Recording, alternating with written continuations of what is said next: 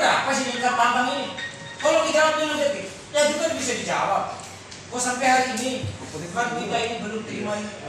Itu nasibnya Pak. Kan dari tahun 2000 sampai sekarang mereka asal-asalan aja kalau mau keluarin orangnya keluarin aja gitu. Tidak mau dibicarakan lagi hak-hak masyarakat kita, hak-hak buruh kita, hak rakyat kita ini. Itu harapan kami Pak Uliak, nanti akan ditambahkan oleh teman-teman yang lain. Ada masalah yang sangat urgent sekali kaitan dengan pembebasan lahan. Nanti sebentar ada saudara-saudara kami yang kemarin sempat sampai ke Jakarta sana dan mengadukan nasibnya ini. Sampai kapan teman-teman STM ini menggantungkan hak masyarakat di sana yang belum terbayarkan sampai sekarang ini. Tadi siapa yang bawa? Mas jawab, Mas Tani. Belum di kontak beliau sudah hadir. Biarkan beliau nanti memberikan keterangan di sini. Mungkin saya akan ditambahkan juga nanti oleh kawan-kawan yang lain.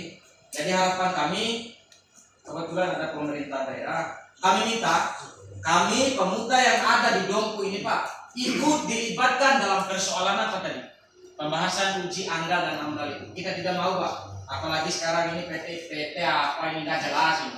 Ya, saya katakan di sini Pak penjajah, kolonial semua ini penjajah, tidak ada yang merah putih ini. Di sana kan tidak jelas petanya Pak.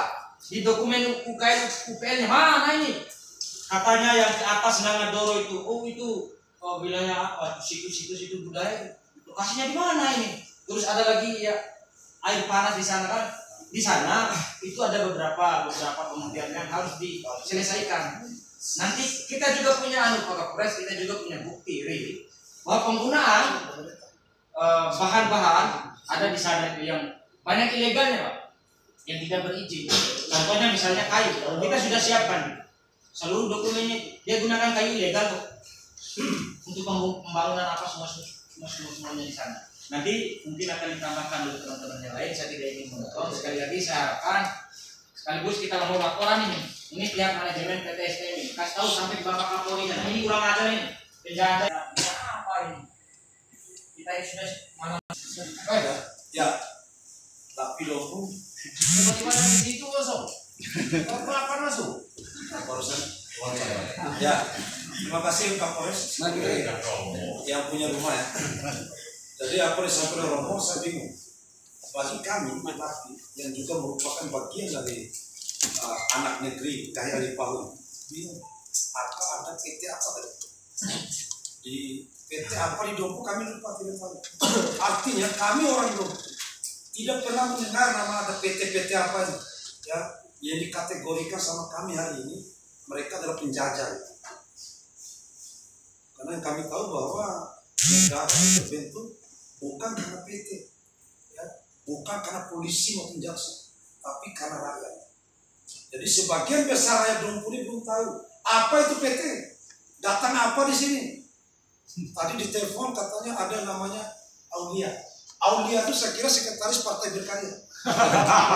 Ya, terus terang sekretaris Partai Berkarya saya dulu namanya Aulia. Dan hari ini katanya punya PT apa. Jadi kami simpulkan bahwa ya namanya perusahaan apapun di Dompu ini kami belum tahu. Dan rakyat buta tentang itu. Dan beri penjelasan dulu sebelum semuanya ya nanti seperti daerah tetangga lah, apa provinsi tetangga. Kita ini nggak mau Dompu ini ya saling bunuh lah masalah ini masalah itu. Apalagi ini yang pegang panah mulai hari ini bukan orang besar lagi di Dompu, tapi anak-anak yang pegang panah. Takutnya setelah PT ini apa itu namanya jalan, nanti kita baku tembak. Terima kasih. Assalamualaikum warahmatullahi wabarakatuh. Nama saya ini kita tergabung dalam ASN ini. Dan pada situasinya kita tolak tambang, tapi bukan ditafsirkan anti tambang, menolak dan anti bendera. Kalau anti itu kita alergi. Pada prinsipnya kita setuju dengan prasyarat tertentu. Lalu kemudian kita tidak menolak. Itu sisi. Persoalan tambang ini cukup kompleks. Memang terjadi konflik agraria, persoalan di sektor pertanian, perekonomian, bahkan Ini yang menjadi kami anggap ini sebuah bentuk politik adu domba secara halus itu adalah terciptanya kubu-kubu yang bersifat zonasi. Jadi seolah-olah kubu ini merasa diistimewakan. Maka tidak boleh kita salahkan ketika wilayah lain itu menimbulkan resistensi, kecemburuan. Maka eksistensi tambang itu jangan pernah bermimpi untuk aman. Ini yang perlu kita pahami tentang stabilitas daerah. Tambang itu Pak, kalau kita flashback ke sejarah, tidak ada satu tambang pun yang bisa memberikan kontribusi yang nyata untuk masyarakat. Tambang Minahasa bagaimana terjadinya? Ditutup karena faktor darah yang lebih banyak. Tambang Nyumo, apakah Nyumo mampu mencetakkan KSB? KSB memiliki rating nomor 3 di NTB ini memiliki FKB, kesejahteraan itu tinggi. Maka alasan kami itu tidaklah irasional ketika kami menganggap kehadiran tambang ini hanya untuk memperkaya kaum kapitalis, pemerintah yang bercokol di dalamnya untuk melakukan perebutan royalti, dividen saham dan lain-lain. Sedangkan CSR sebagaimana yang disinggung oleh teman kami tidak tahu siapa yang mengelola CSR ini. Apakah tambang secara langsung dipilih-tigakan atau melalui Pemda? Apakah CSR ini baru diperhitungkan pada saat eksplorasi atau eksploitasi? Kita bukan informasi yang tidak tahu. Dan kapan berakhirnya eksplorasi ini juga kami belum paham. Sampai kapan eksplorasi ini berakhir? Kami tidak tahu bagaimana aktivitas tambang itu sampai saat ini. Katanya penggalian dari dalam, tetapi rekrutmen tenaga kerja banyak masyarakat ditutup. Vale lepas tangan, karena Vale menganggap itu adalah kenakalan perusahaan itu. Tetapi Vale harus bertanggung jawab dengan STM itu karena mereka pemegang kontrak karya. Jangan sampai kehadiran tambang ini pertama menjolimi masyarakat, adu domba masyarakat, kemudian menipu masyarakat. Kami butuh transparan dari tambang ini. Maka tuntutan kami pertama, kami ingin minta ketegasan tambang. Apakah sistem zonasi ini merupakan kebijakan internal tambang atau bagaimana? Itu yang perlu diperjelas. Jika memang ini kebijakan tambang, maka kami anggap tambang ini sengaja untuk mengadu domba masyarakat dulu. Yang kedua, sistem informasi pertambangan ini harus betul-betul mampu diakses oleh masyarakat itu dengan cara yang mudah. Jadi supaya tidak terjadi prejudice dari masyarakat terhadap tambang. Saat ini kami hanya curiga. Kenapa? Setiap hal yang ditutupi itu pasti ada permainan di dalamnya. Maka wajar kami curiga. Kami meminta dalam kesempatan ini tidak ada lagi sifat kubuisme di dalam persoalan perekrutan tenaga kerja. Jadi tidak ada lagi istilah domisili dulu di mana tambang ini ada di Kabupaten Lombok. Jadi tidak ada istilahnya zonasi-zonasi. Wabarakatuh. Nama saya Muhammad Nur alias Sumaneo. Kalau teman-teman aktivis lebih mengenal saya. Berbicara saya mendukung tambang. Saya mendukung tambang sepanjang untuk kemakmuran masyarakat. Saya alhamdulillah pada sore hari ini saya bisa langsung bertemu dengan Pak Aulia. Sebenarnya Pak Aulia ini sudah lama saya kenal. Sejak 2013-14 kalau nggak salah Pak Aulia ya. Pada saat Pak Arhman kalau nggak salah. Haji Iswan. Saya sepakat seperti apa yang disampaikan oleh teman-teman tadi. Saya juga sampai hari ini bingung tentang tambang ini, tentang STM ini. Karena saya mengawal tambang ini sejak 2011 Pak Kapolres. Dan bahkan saya dulu dilibatkan pada saat beberapa proses dan tahapan pada saat itu. Namun sampai hari ini saya juga bingung kaitan dengan keterbukaan informasi. Nah misalkan kaitan kapan berakhirnya masa eksplorasi ini, kapan dimulai masa eksploitasinya, dan keterbukaan informasi lainnya. Misalkan kaitan dengan ketenaga kerjaan. Ini kan banyak info-info yang liar di luar bahwa ada rekrutmen tenaga kerja. Masyarakat mengatakan ini adalah gawainya STM, gawainya Vale. Nah ternyata setelah ditelusuri, ya di luar itu. Nah maksud saya di sini kan perlu ada keterbukaan informasi dari teman-teman STM atau Vale. Nah terus yang berikutnya, akhir-akhir ini terjadi konflik agraria, persoalan tanah yang ada di sana. Warga itu semua bergerak untuk bisa mendapatkan tanah itu. Nah kenapa begitu? Ya karena teman-teman STM atau Vale tidak mau terbuka sistemnya itu bagaimana, sehingga masyarakat ini tidak berlomba-lomba untuk menguasai lahan. Dan sampai hari ini terjadi. Bahkan saya beberapa bulan yang lalu ya dirayu dan sebagainya supaya saya bisa terlibat saat mendapatkan tanah dan sebagainya. Tapi kan saya tahu. Nah terus yang berikutnya, untuk diketahui bersama bahwa di daerah pertambangan itu banyak situs-situs peninggalan sejarah. Ya kan? Sejauh mana terbuka teman-teman di tambang ini tentang pelestarian cagar-cagar budaya yang ada di sana? Saya adalah bagian ya, pemerhati budaya. Karena jujur Pak Kapolres, saya ini asli dong Pak Kapolres. Gak ada campur baurnya, saya asli. Jadi saya punya panggilan jiwa, panggilan moral untuk melestarikan jejak-jejak sejarah saya. Oleh sebab itu saya minta kepada teman-teman STM ini, semua informasi itu harus dibuka sehingga tidak ada pertanyaan rakyat tentang keberadaan tambang ini. Nah kenapa hal ini terjadi? Karena informasi itu tidak jelas, tidak terbuka, hanya dinikmati oleh sekelompok orang-orang tertentu, hanya diketahui oleh komponen-komponen tertentu. Seharusnya ini kan harus disebarkan kepada masyarakat umum, terutama persoalan sebesar apa target untuk tenaga kerja lokal. Ini kan tidak ada sampai hari ini, dan itu sejak dulu kita bahas dan sampai hari ini belum ada titik terangnya. Nah, mungkin itu dulu sementara. Terima kasih. Assalamualaikum. Terima kasih. Assalamualaikum warahmatullahi wabarakatuh.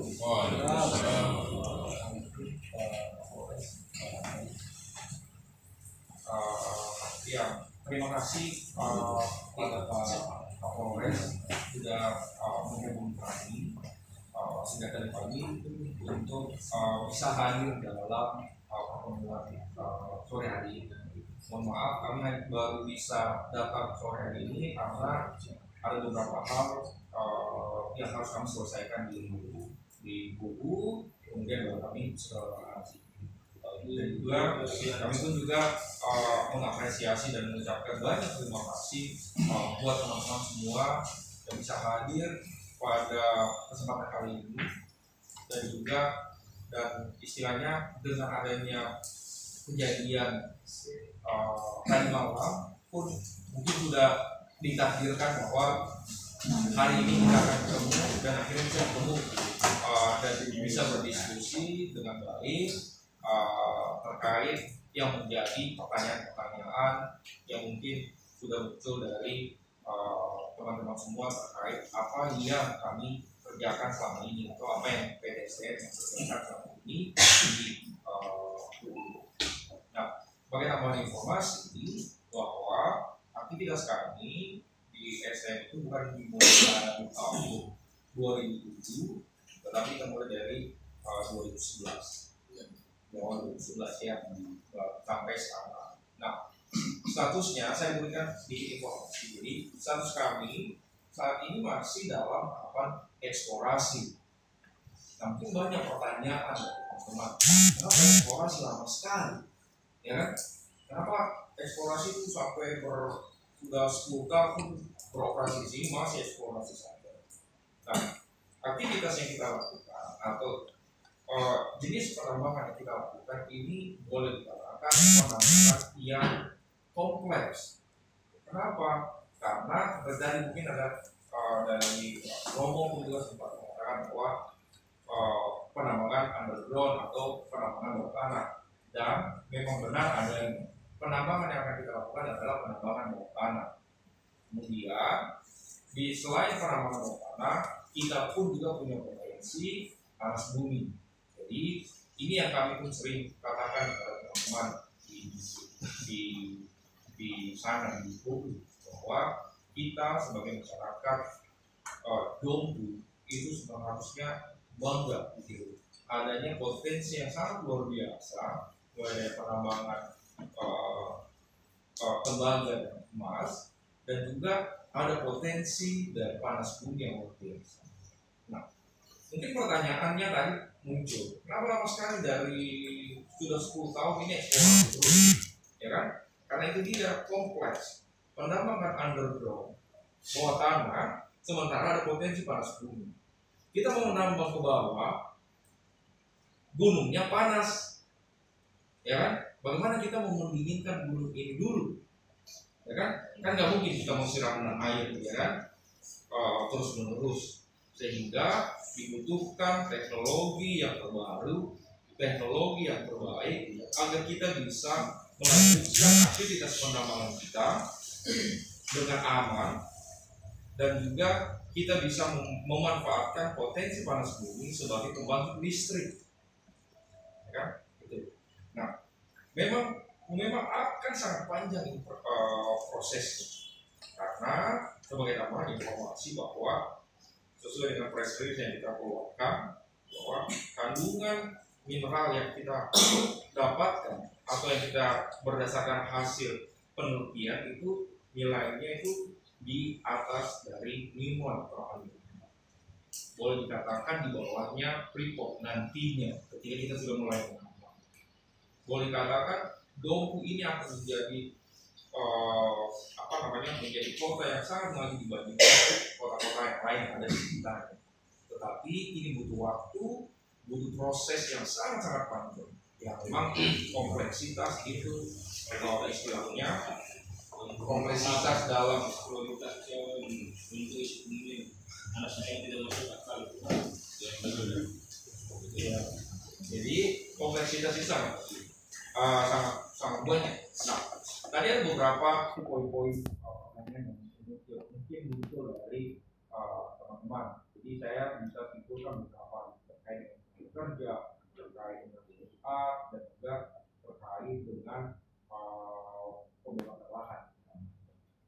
Jadi kenapa proses rekrutmennya lokal hanya di Kecamatan Hulu saja? Nah, dalam proses rekrutmen yang kami lakukan itu memang saat ini masih sangat kecil, ya kan? Sehingga kebutuhan tenaga kerjanya pun juga sangat terbatas. Sehingga dalam tenaga kerja yang kita butuhkan adalah tenaga kerja non skill, di mana hampir semua daerah itu punya tenaga kerja yang skill yang bisa bekerja. Sehingga menjadi prioritas pertama adalah Kecamatan UU, karena disitulah kita bisa mendapatkan tenaga kerja yang yang tepat. Sementara terkait dengan rekrutmen tenaga kerja skill itu pun berdasarkan prosesnya. Jadi kita proses di Kecamatan Hulu terlebih dahulu, kemudian setelah itu kita akan naikkan ke tingkat Kabupaten Dompu. Nah, seperti itu yang kita lakukan.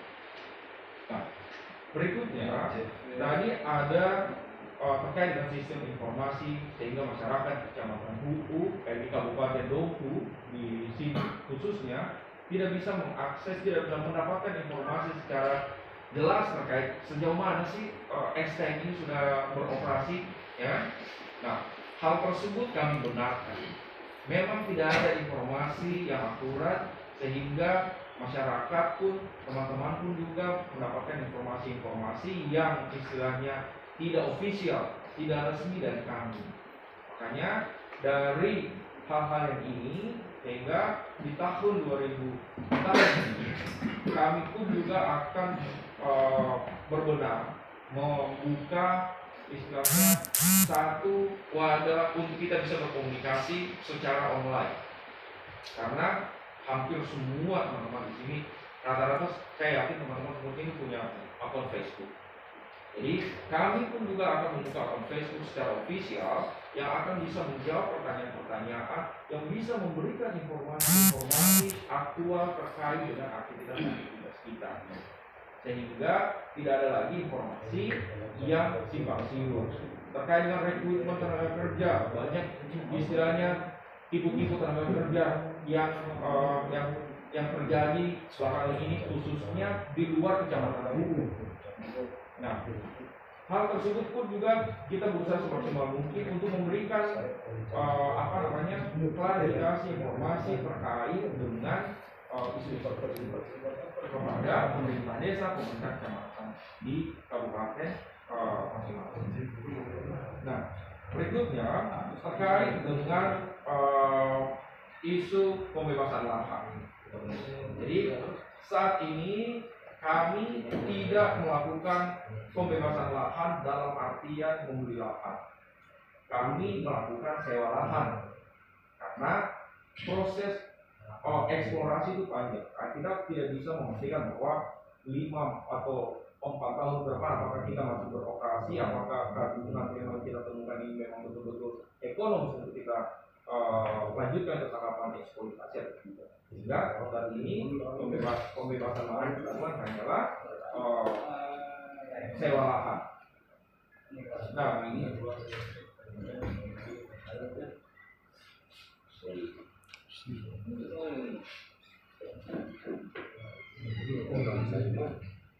ya, jadi begitu pun juga dengan istilahnya kegiatan-kegiatan CSR yang kami lakukan. Di dalam aturan perundang-undangan bahwa ketika perusahaan dalam tahapan eksplorasi, kegiatan CSR itu masih sifatnya adalah voluntary atau istilahnya sifatnya sukarela. Tetapi kami tidak melihat tersebut sebagai satu kegiatan yang sifatnya sukarela, tetapi kami menjalankan program pemberdayaan masyarakat mulai dari hal yang kecil terlebih dahulu sampai ke tingkatnya yang lebih besar seiring dengan perkembangan proyek yang kami jalankan. Atas si curhat ya Pak.